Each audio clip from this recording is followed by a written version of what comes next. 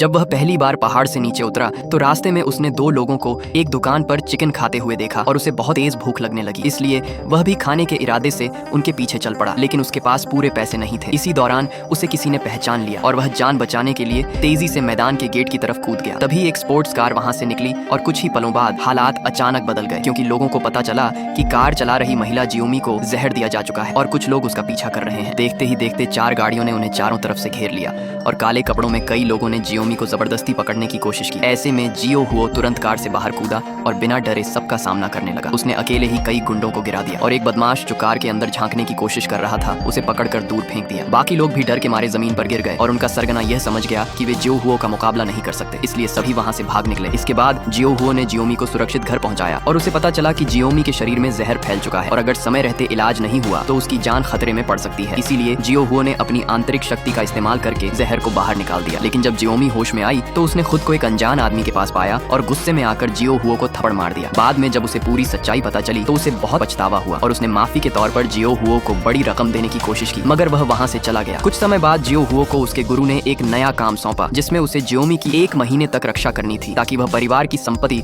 सुरक्षित रूप से हासिल कर सके। और बदले में जियो हुओ को एक दुर्लभ आध्यात्मिक पत्थर मिलने वाला था जो उसकी शक्ति को कई गुना बढ़ा सकता था। जियो हुओ को तब एहसास हुआ कि जियोमी ही वह व्यक्ति है जिसकी उसे तलाश थी। जब उसने जियोमी को सब कुछ बताया तो जियोमी ने गलत समझ लिया और वहां से जाने लगी, लेकिन अचानक उसका शरीर हवा में उठने लगा। तब जियो हुओ ने बताया कि जियोमी ने अनजाने में उसकी वर्षों की शक्ति को सोख लिया है और अगर वह इसे काबू में नहीं करना सीखेगी तो आगे भी ऐसा होता रहेगा। इसलिए अब उसे जियो हुओ की मदद की जरूरत थी, खासकर तब जब उसके पिता नहीं रहे और परिवार में उसकी विरासत को लेकर खतरे बढ़ते जा रहे थे।